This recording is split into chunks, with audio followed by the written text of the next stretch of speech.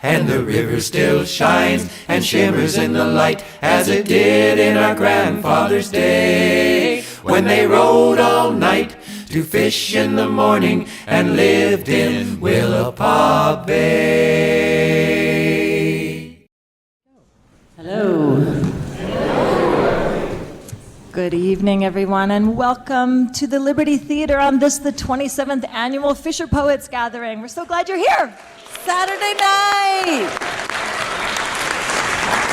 I got some copies of I don't know if you saw over at the Gear Shack, but there's this little Oracle deck that Sylvie and their friend made, and we're gonna pull a card every hour, and it'll set the tone. So what we pulled at the opening of this hour is the cork line, which has an image of the cork line on the surface and the web hanging down. There's an orange sky above, and there's a little star dancing along the line in some boots. They have some things they've written, but you can also have your own interpretation. For me, it's just like it's the opener.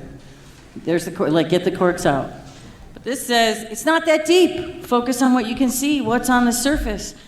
Fretting about how many fish are in the net or who said what isn't going to change the outcome. You are divinely held in cosmic webbing. Everything is happening as it should.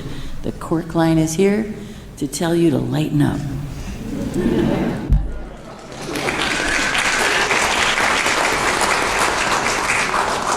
So you all are all seasoned pros at this. You know what to do. We just want to offer a couple of reminders to our audience this evening. The Liberty Theater is being recorded, and we're also being broadcast on KMUN FM.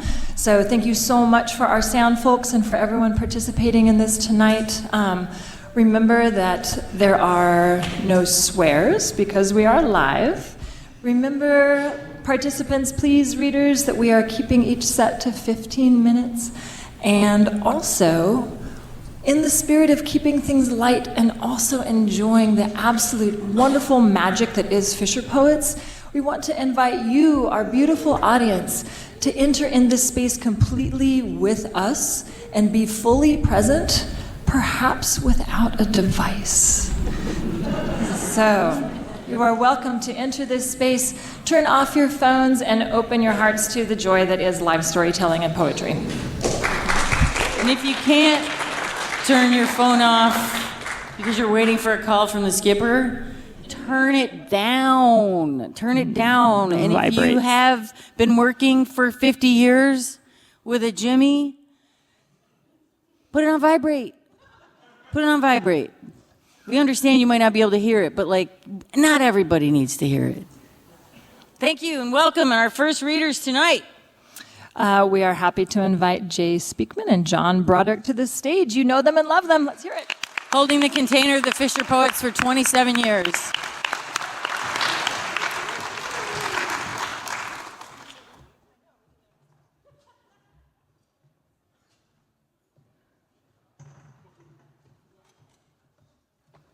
Well,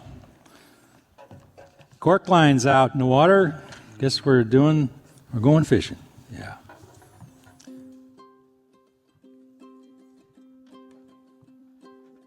Got the right harp there? Yeah, here we go.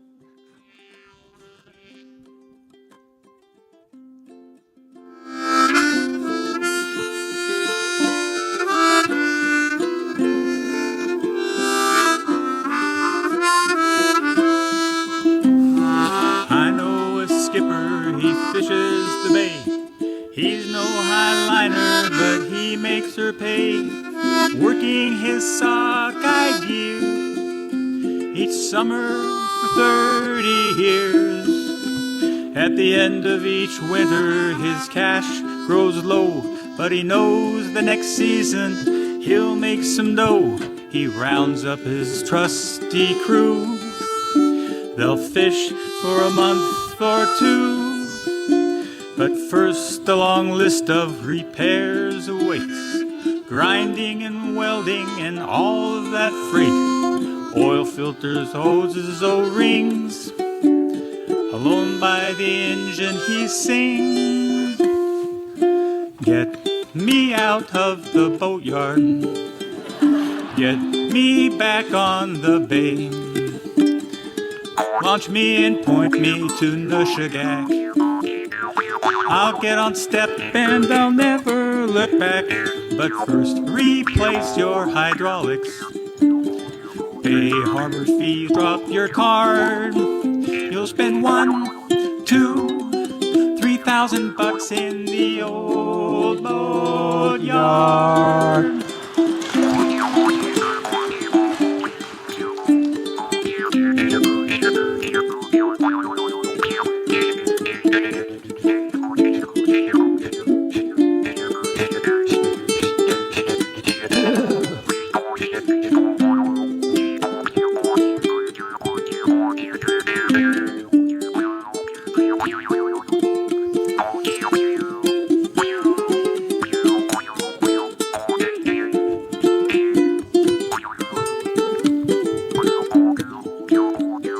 Get me out of the boatyard. Get me back on the bay. It's true you can meet some fine people there, but I don't see any fish anywhere. Buy new web, cork, and lead line. There's all that old net to discard, and you'll change a lot of oil when the season is done in the old boat yard.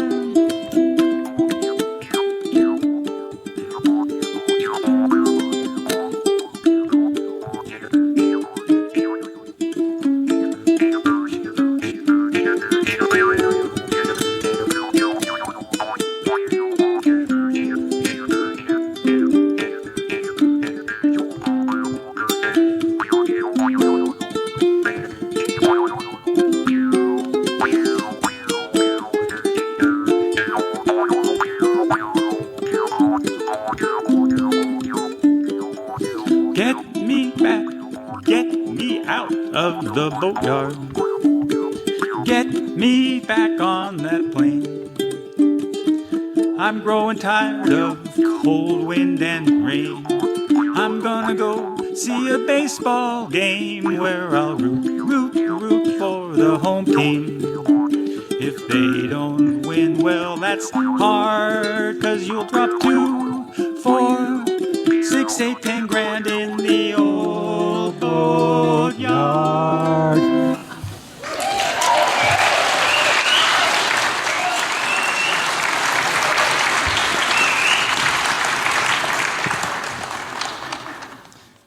So I spent a lot of time in Maine most of my childhood, and observed the way the winds blow. And this is a new song. That was a new song. We like to try and do a new one each year. Yeah, first time here. Anyway, this is, most of the people think the winds blow from north, south, east, and west, but on the Maine coast, they blow from the quarters, and it's a little different setup. This is called Blow Your Four Winds Blow.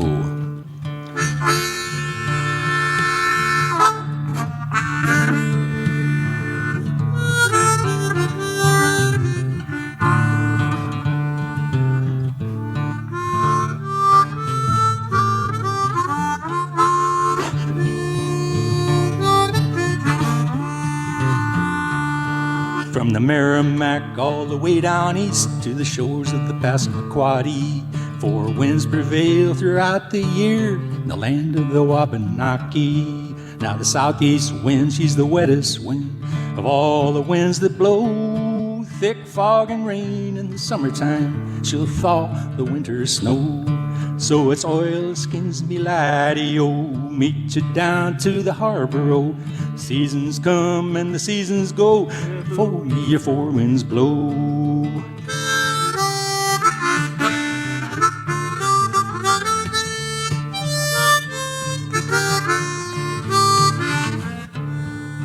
Northwest wind, she's a clearing wind. All the fishermen say she'll blow you in days on end, whitecaps on the bay.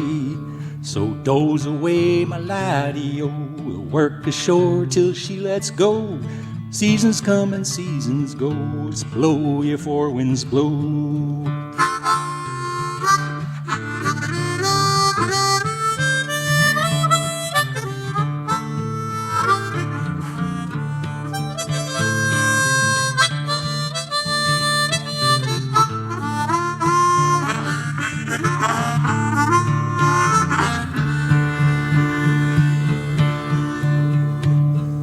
Now the northeast wind, she's a fickle wind, and the stories still abound of blizzards fierce, vessels lost out on the fishing grounds. So bundle up, my laddie-o, vapors thick and 5 below. Seasons come and seasons go, so blow, you four winds, blow.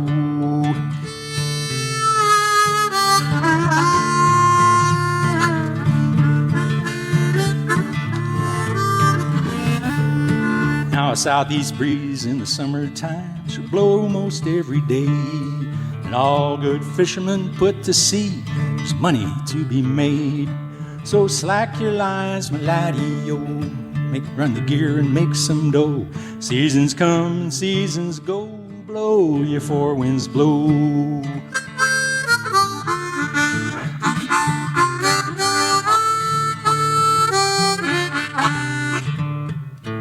Blow, your four winds, blow. Thank you.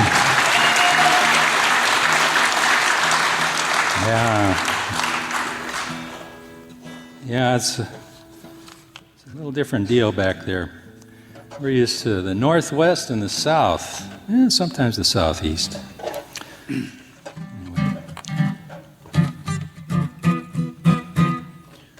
Oh, you got some words for me, Jay. Good. Yeah, I got some words here. I could. Well, I have the good fortune is, well, I guess so few people do it. I work fishing with my family, and I've got, in addition to a beautiful daughter and grandchildren and son-in-law, I've got 4 sons who come up with their buddies and fish pretty hard with me in Naknek AK there. Set netting is what we do. It's you anchor a 100-yard, 50-fathom net across the mud flats and just chase the tide down, chase the tide back up, and it's if the fish are running, it's like laying a cyclone fence across the interstate. They're just charging there, and you need some hands. And I got some good hands, and they're my boys. And I used to worry about them, but it's gotten to that point where they're starting to worry about me. So that's inspired this song.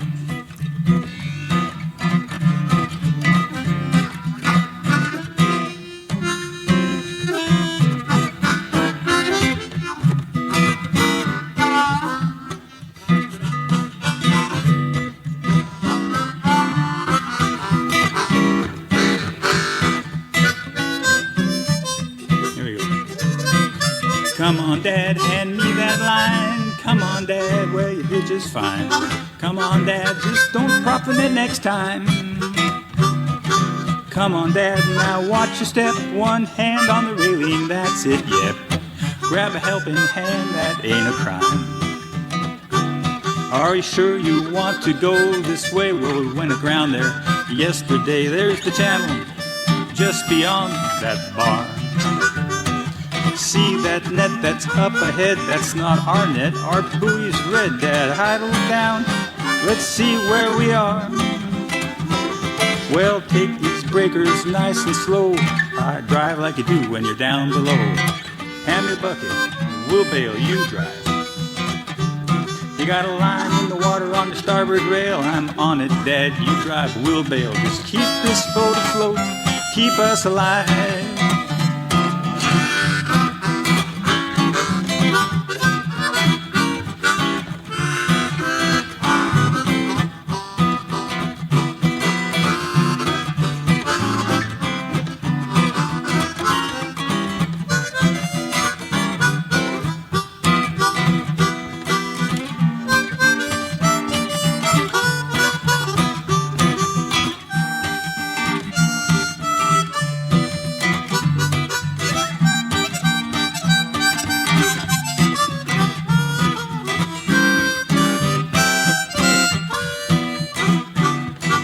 Come on, boys, let's rise and shine. Where'd Dad leave that hanging twine? Dad, those aren't yours, those gloves are mine.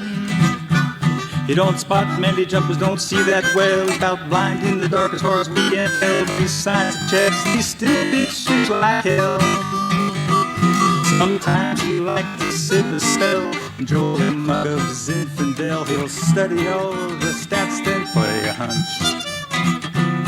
Fished the bay southeast of Kodiak, and he still ain't had a heart attack. Still drinks corn coffee black, still packs a punch. Watch your feet. Oh, that's not how it goes. It goes like this. Don't touch the stack, Dad, the net's just fine. You can do the corks next time. Watch your feet, Dad, you're standing on the anchor line.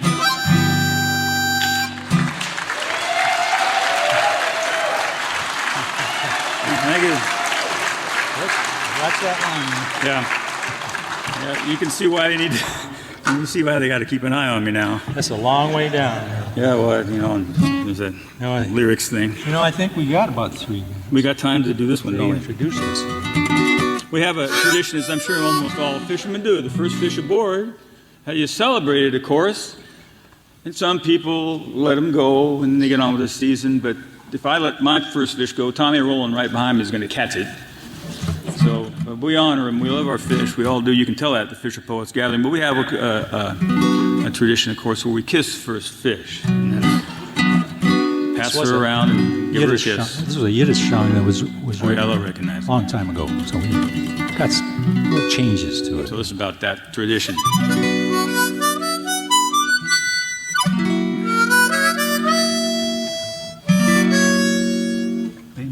No, yes, yeah. Give it away.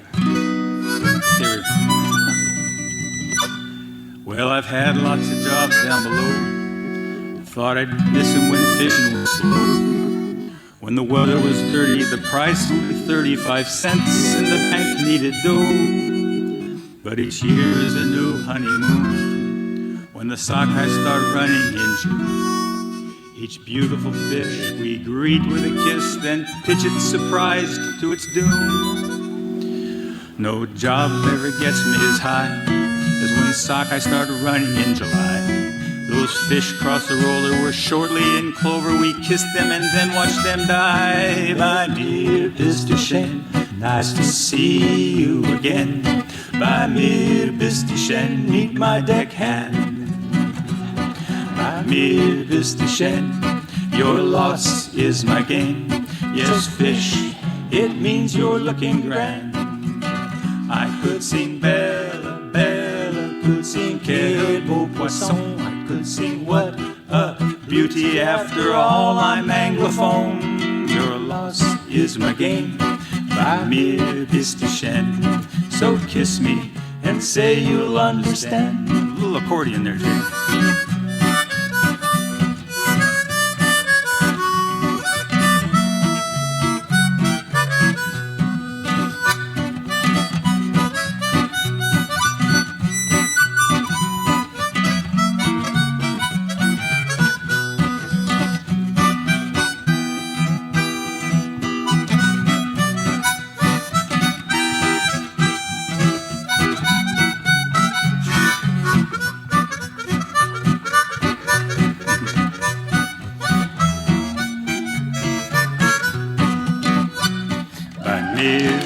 Nice to see you again.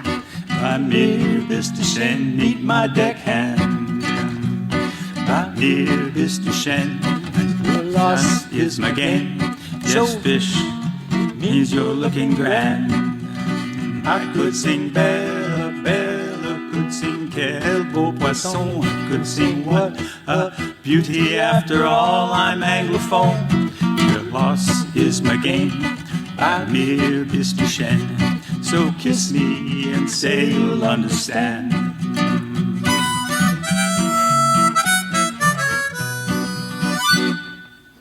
Now, thank you very much. Thanks for coming. Thank you. Yep.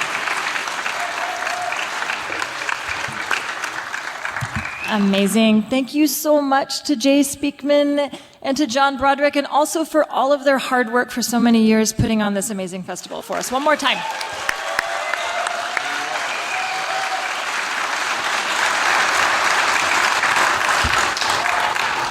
Our next performer, it is my great pleasure to introduce someone who grew up in Kodiak. It's always fun to introduce another Kodiak fisherman.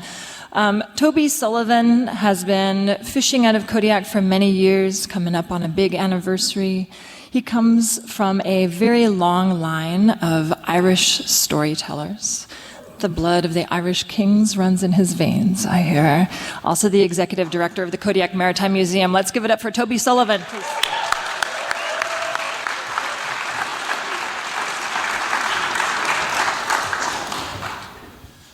Good evening, everyone. Is this the right mic? Can you hear me? Okay, cool. This next story is a true story as far as it goes. Thank you for that. It's called Here There Be Dragons. A little after 4 in the morning on a summer day in 2002, 3 set-netters pushed their skiff off a beach in Uganic Bay on the west side of Kodiak and headed for their gill net a quarter of a mile away. It was daylight, but barely. The difference between sea and sky and mountain still questionable. The shoreline and the greasy water and buoys on the net visible only in shades of gray. Dave Little, Tolliff Monson, and a third crew member had climbed into the skiff a few minutes before with 4 hours sleep. This sliver of rest was not unusual for them during salmon openings, and they had made the run out to that net hundreds of times that summer and knew the routine at a level beyond consciousness. Dave Little, the fishing permit holder, was driving the skiff, just enough awake to keep the boat headed in the right direction and from hitting any logs. The 2 crew members focused on not falling out of the skiff. And then suddenly, a couple skiff lengths off the port side bow, something struck its head out of the water. 9 years later, the crew member, Monson, would tell an interviewer, "There's this neck and head, and it wasn't like your hands around this neck big. It was like your arms around this neck big." In the same interview, Dave Little would say, "I saw it do its movements, but I couldn't tell you if the neck was a foot in diameter or 3 feet in diameter. It was all darkish, but I was paying attention to driving the skiff. However big it was, it didn't pay them any mind." Monson remembers this. "It didn't really focus on us. It didn't look at us. It didn't make eye contact, no. And whatever it was didn't stick around. In a few seconds, it was gone, back under the water. I mean, we were so tired, it was like, did I just see that? Did we just see that? So what does he think it was?" "Who knows," he said.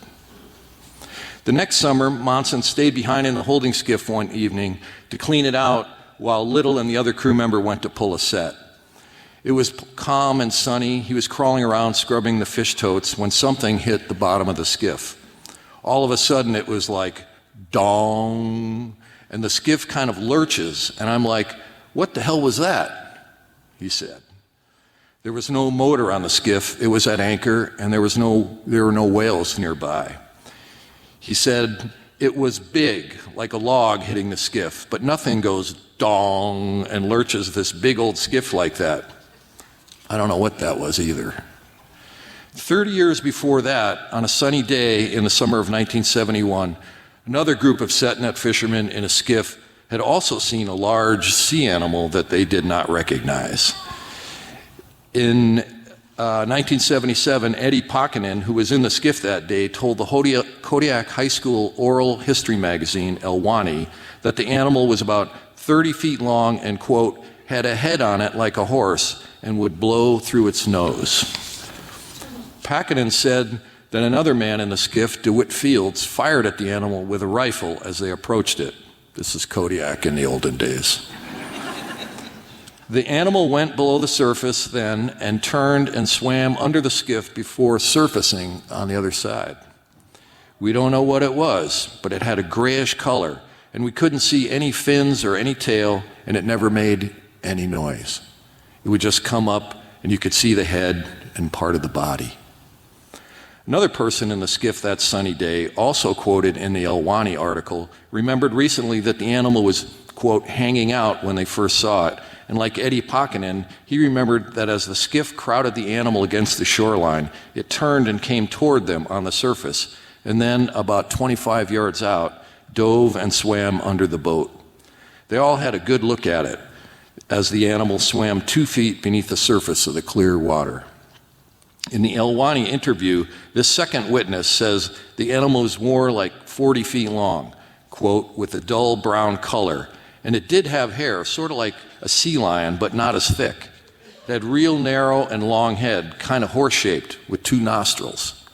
When it came up, the head and neck and part of the back came up, with water covering the middle part, and then the tail would come up behind that. In the photo taken that day from the skiff by DeWitt's Field's wife, Wanda, reprinted in the Elwani magazine and interpreted recently by that second witness who was there. A long snout skims the water ahead of the eye. The nape of the neck behind the eye slopes down into the back beneath the surface, and the tail behind it just breaks the surface. Big eye, long nose, nostrils way out in front. It looks like Alf, the late 80s alien life form sitcom character. Eddie Pakkanen told his interviewer that the animal appeared around 2 every afternoon for a few more days before disappearing forever. The other person in the skiff remembers seeing the animal one more time 2 or 3 years later. His family had closed up camp for the summer and were loading their skiffs for the 100-mile run back to town. They looked up and saw the animal right off the beach. Quote, if we hadn't been trying to beat the tide, we would have gone out for a better look, but we were pressed. The tide was dropping. He never saw the animal again. And finally this.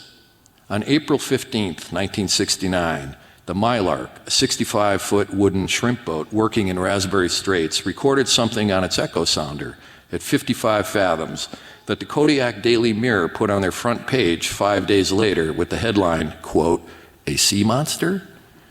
The tone of the accompanying article treats the paper recording with droll skepticism, and the incident comes up on a number of websites devoted to sea monsters, UFOs, and other not quite measurable things. But the skipper of the Mylark, Chet Peterson, did some calculations and judged in apparent good faith that given the echo sounder's field of view of the ocean floor at that depth, the strange dinosaur-like object just above the curving bottom line was over 200 feet long. But again, who knows?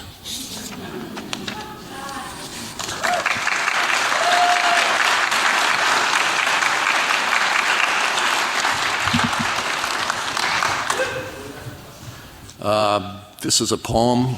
It's just as true. It's called Waking in December.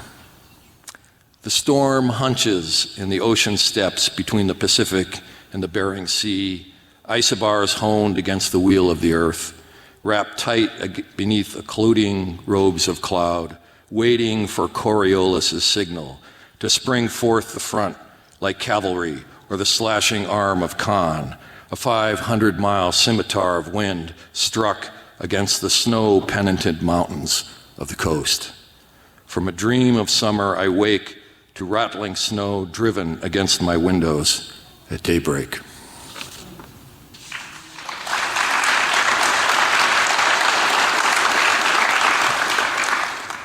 So I fished year-round for decades, and I fished in the winter, and I'd be in town, and my kids were little then, and this was one day when my son Abraham was 4, one evening. It's called The First Marker. The day ends in the quiet darkness of a February night. From his bed in the front room, Abraham tells me some meandering tale of Miss Molly and the song he'll teach her tomorrow at preschool. And his voice tumbles like a brook after rain, but he is fading, and the sound of the rain is gaining on him. He stops talking, and I can hear him listening to the night against the window, to the wind in the spruce trees, to the lowing of the buoy off Spruce Cape, the first marker of the open sea where I go when I am not there.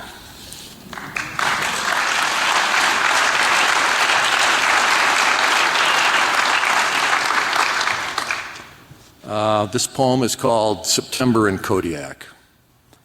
Each night, the darkness advances further into the flanks of the retreating days, slashing at the morning and evening light like an army with fresh horses, riding hard beneath a crisp new flag of black sky and white stars. This afternoon it rained, and I drove out to the flats and saw the willow leaves are just now turning yellow and falling on the road and into Sargent Creek, and the salmon, tattered black and green among the yellow leaves, are still weeks from petering out, but the gulls are tired of eating them.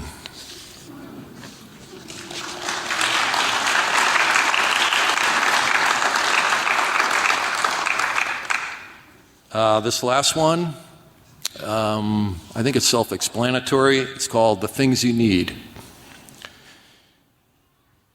You need Goodyear Extra Tough boots, 2 pairs for when the ankles get holes from being folded down to dry, 2 sets of Orange Grundon's rain gear, jacket and pants.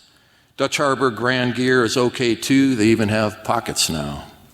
But the hoods on the Helly Hansen jackets are too small for some guys, and the dark green color is invisible at night in the water if you go over, if anything happens.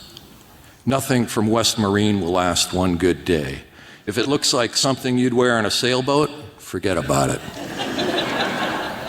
Even on the reinforced Grundons, the knees will go out in a few weeks, climbing into the pots, climbing up on the stack, hefting 100-pound coils of line into the pot with your knee.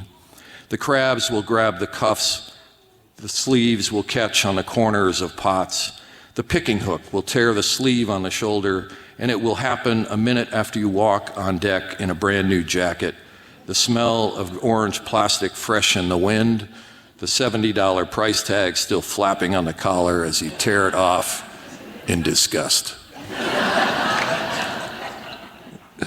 You need neoprene wristers like the sleeves of a diver's dry suit, at least 2 pairs, so there's always warm ones in the dryer. A couple dozen cotton glove liners, a case of green neoprene gloves, $100 a dozen, with the long cuffs that go up under the sleeves of your rain jacket so the water runs down your arm and off your fingers. You need them because the dryer will make them brittle, because thousands of spiny opilio crab shells will scuff the rubber off the fingertips, because 100 miles of line will come out of the crab block every day and abrade the notch between your right thumb and index finger like a fast river cutting through soft rock. Because at the end of the trip, half the lefts will still be new in the drawer under your bunk, and all the rights will be trashed in a box in the entryway. And you will pick through them every morning looking for the ones with the smallest holes. You need a wool stocking hat, though it will get wet and freeze and weigh so much your neck will hurt. A military tank helmet liner with a little strap that snaps under your chin for your ears in February, warping up against the ice pack in the Pribilofs. A neoprene face mask for when it gets really cold, when the ice fog starts moving across the water in those spooky little wisps. An insulated Mustang suit for working on top of the crab pot stack in the wind, for chopping ice off the rails, for setting the anchor at 2 a.m. behind St. Paul when it's blowing 50.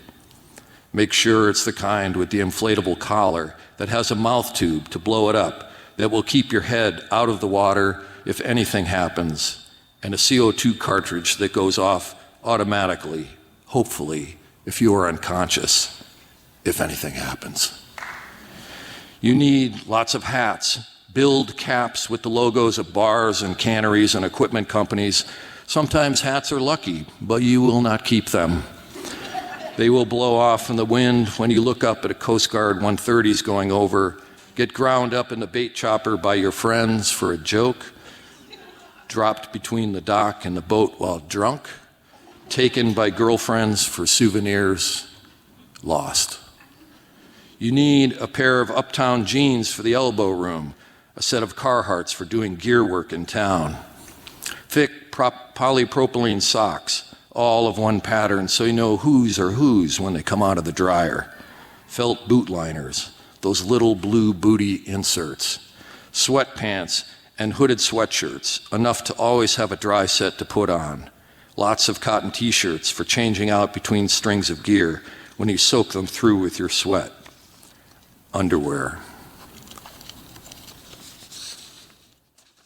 You need a knowledge of cookery, the ability to learn how to change the oil on a Caterpillar 3298, an appreciation for dawn, a respect for night, books about anything, money, your toothbrush, extra strength Tylenol, knee pads, a Walkman, Jimi Hendrix for good days and Hank Williams for bad ones, paper for letters, stamps to mail them, a calling card for the phone on the dock in Akutan, the numbers of people who will answer that phone late at night, who will listen to you breathe when you forget what you wanted to say, who will know without being told.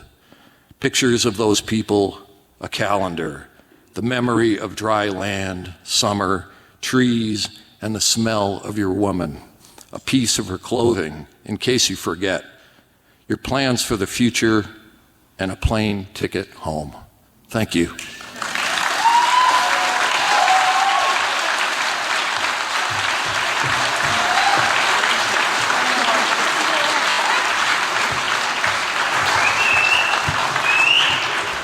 Thank you, Toby. I met Toby when I was 18 years old, working on a tender. He heard a big thunk. The skipper drove it into a rock right outside, and that's kind of been our friendship this whole time. Toby's been a great host. He's brought a lot of us up to Kodiak. Thank you. I'm going to read you, this is Tella Odson's book. She's really reading later tonight, and I meant to, Lara and I forgot to tell you who we are. My name's Mo Bowstern. And I'm reading something Megan Emerson wrote about you all. Being an audience is a sacred, expletive duty.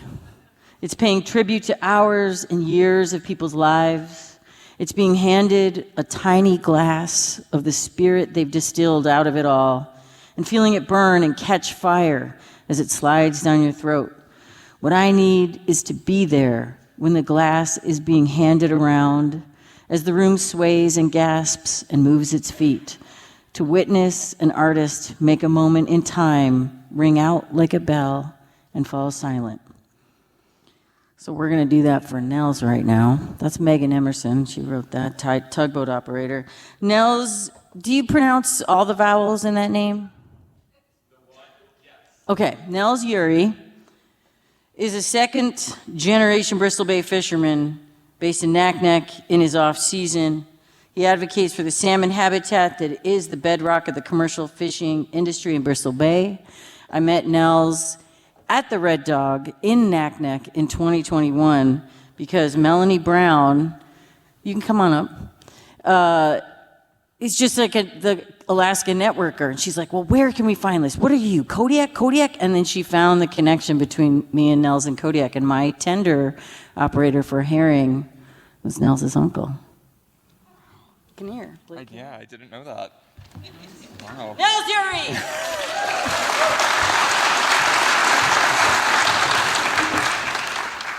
Hello, everyone. Just for those of you in the audience, is this anyone's first time tonight at Fisher Poets?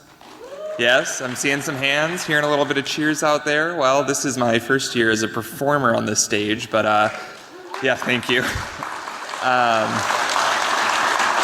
I was lucky enough to have a little bout on the stage last year at the 26th annual Fisher Poets event during the slam poetry, or the umpteenth poetry competition, which will be happening later on tonight. They usually give you a topic, some guidelines to follow, and you create a poem, and it was my first real go at it. Last year, I lost my father very early in the year at the beginning of 2023, and didn't really know what to expect coming to Fisher Poets, but I felt very embraced by the community and very inspired to write and just get some stuff out. And so I'll be sharing with you, just to start out my set, that poem from last year. The winning poem. Thank you, Mo. I didn't want to say that. I didn't want to come up here and oh yeah, I won last year, guys. So here's the victory lap. This poem is titled "I Remember You." I remember you in the smell of camel blues, Ugashic views of charcoal hues, the artificial scent of hazelnut coffee mate. I remember you in the splash of a fish granted its wish, the crack of a net strung taut during stormy sets, the purr of an idle engine, a whiff of exhaust. I remember you as I navigate these uncharted waters. I call out your name. Your voice is gone, Father. Now these tides are turbid, the water is black, it's an ocean of grief, giant waves crest aft. The loud hailer is silent as I weather this storm. The safe harbor of your lessons, our memories formed. The current feels strong no matter where I go, but a fleet I've found checking in on the radio. You left a backlash in my life's net, but I've been learning to mend it, looking towards my next set. I will always remember you.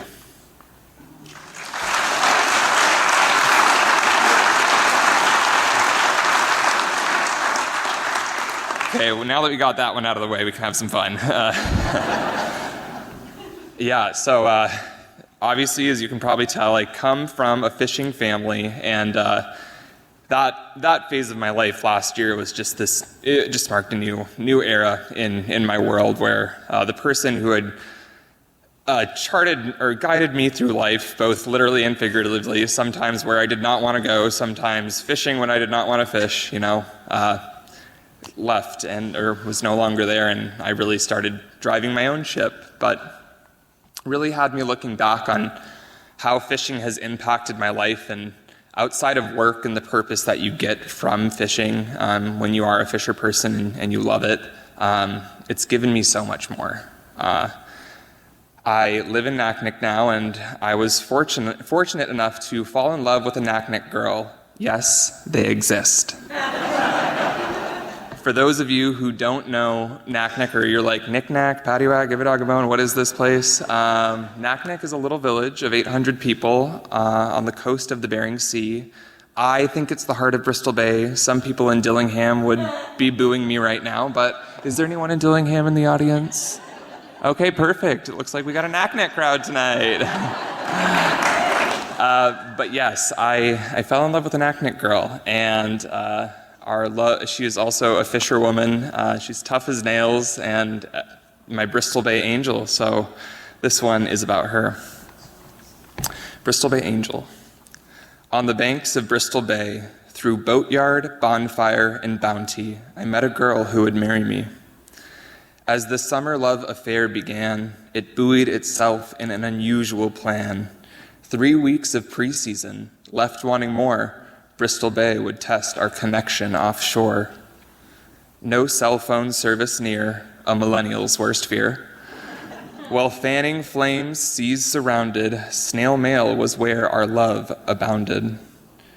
To outlast a season through pure insistence, a difference of district defined our distance. But distance wasn't enough to curb persistence, writing love letters with tender assistance. Fingers fumbling for fish refused to stop, sacrificing sleep in separate galleys, we shared our thoughts. Letters folded tight and electric taped with precision, precious words, questions, dreams, under strangers' supervision. Infatuation with each dispatch, salty hands fondling letters after offloading catch. Back then, I never thought of our declarations of love getting caught.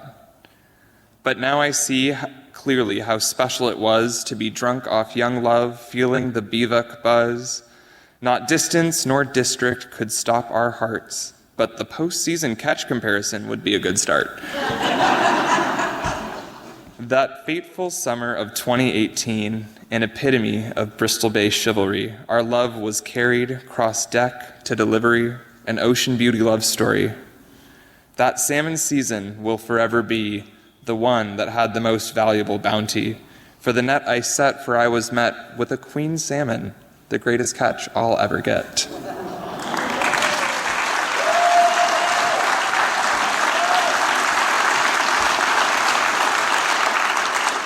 So yeah, if you guys can't tell, we wrote letters all summer and just delivered them. We trusted these people on tenders to deliver love letters, cross districts. It was wild. I'm impressed. It really feels like a Bristol Bay love story. And so we are now married, and as you can probably imagine, a few years later, after 2018, we welcomed a Bristol baby into our world. It marked another huge change in life, welcoming a little one, and so this one is about her. It's titled Naknek AK, which is the Dennet word for a light breeze started. The summer that she was born was one of the windiest seasons I can remember. I mean, I've only been fishing for 15 years, so there were probably windier ones, but for me it was a wildly windy season, and her name is Tuli, which means wind in Finnish. Naknek AK, a light breeze started the summer you came to be.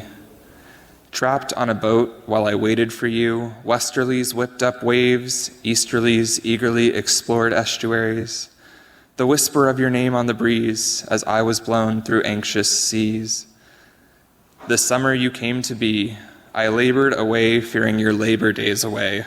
For back at port a miracle drew near, our newest crew member almost here. Yet there I was amidst endless reds, wondering if I'd make it to meet you instead. Holding on for survival every day I texted, called, trying to catch wind of your arrival. Those summer winds redirected my course. As wind bears fate while fishing, so does your existence to mine. I no longer throw caution to the wind, instead I hold fast for my bloodline. The freedom once offered by the water is now exchanged for time with my daughter. So whatever storm life throws at you, Tuli, a zephyr or tempest, a gigantic gale or gentle gust, I'll be there to help you adjust. That summer you came to be, my guiding wind, my little Tuli.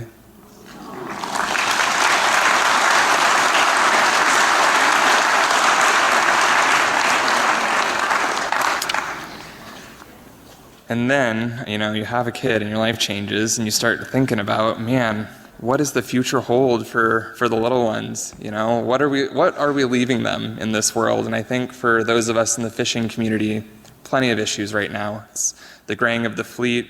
There's salmon habitat issues all over the Pacific Northwest and Alaska. In Bristol Bay, that's the Pebble Mine. But once I had my daughter in this world, it really put in perspective, what are we leaving this next generation? So I wrote this little poem called Future Generations. Future generations. There's power in collectives. It's why salmon have done so well, charging towards their future with only the next generation in mind. Despite human harvests, hatcheries, hydroelectric hindrance, they return annually, driven by biological foresight so that they may continue on.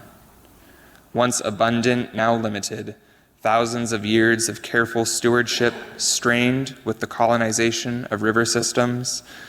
Now Chinook numbers are struggling everywhere like the salmon of the Chigs and chums of YK. It's naive to think that we're not next in Bristol Bay.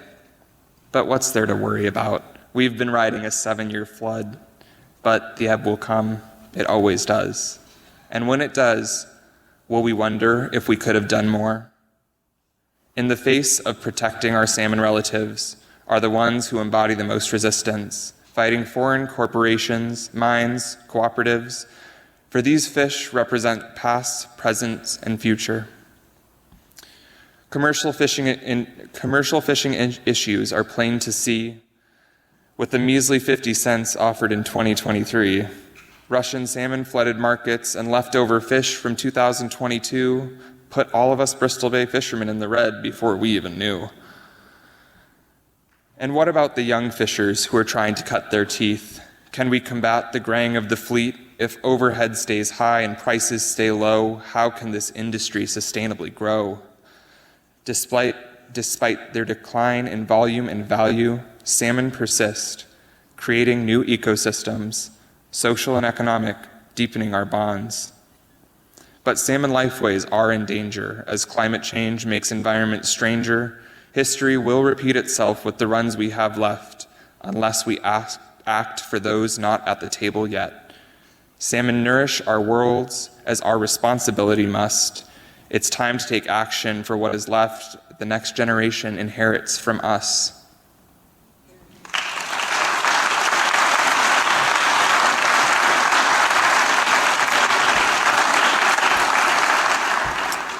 So as Mo introduced me, she said that I do salmon habitat conservation work, and I just have to plug it right here, right now. We in Bristol Bay are very fortunate that we still have pristine habitat that foster the world's largest sockeye salmon run. We are so lucky because of that. At the Gear Shack and on our website, Fishermen for Bristol Bay, we have take action letters that people can sign that ask your legislators and your congressional delegation for permanent protections in Bristol Bay, which is what we desperately need to protect what we have up there. But enough with the politics. Now I will just end on a high note with just a fun little poem about fishing and that feeling you get when you're out there. This one's just called, aptly, That Feeling. Excitement builds as we head towards shore. There are hundreds of jumpers, maybe more. Right at the beach, I let the buoy go. As we set the net, it seems to slow. Fish are jumping in Bristol Bay, school after school heading our way. They're running along the beach, some in the shallows, just missing our net's reach. I drink strong black coffee from my mug as I feel the fishes catching tug. We'll gill the ones that we can get, and this one's gonna be a big set. Out of the east, a light breeze blows, scent of Labrador on the nose. Hydraulics engage as we start reeling. A jagged net is like no feeling. Cork after cork, fish pile on deck as we look for bins we haven't yet packed. The closing minute is drawing near, round hauling, an inevitable fear. We lock the roller and take our stance, preparing for a final messy salmon dance.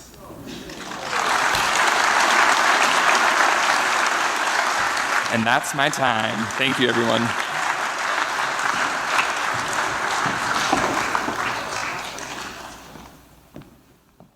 One more time for Nels, everyone. Thank you so much.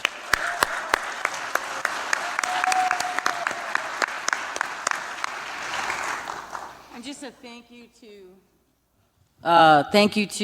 KMUN. And we miss Albert. We miss you, Albert Smith. Say goodbye. Off in the radio waves, in the ether. And just a hello to some people who couldn't be here with us, Pat and Veronica.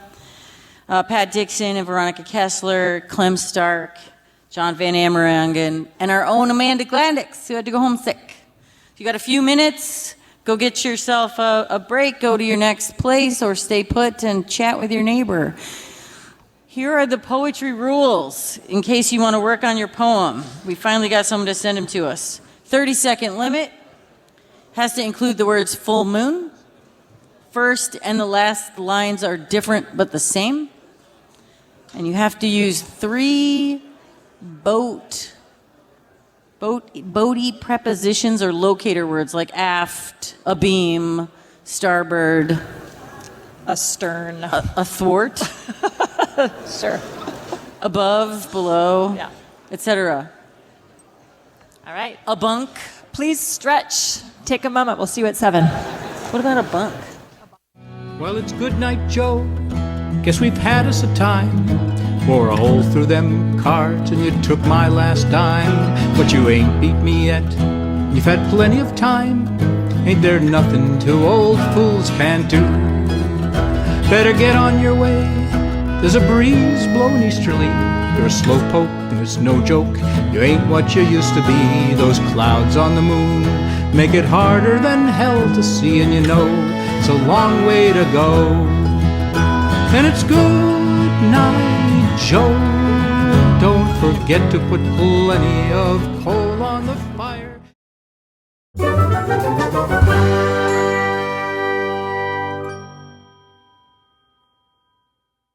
Thanks so much for talking with us today. Can you tell me your name and what town you're from? Yeah, my name's Karen, and I'm from Wheeler, Oregon, so just down the coast.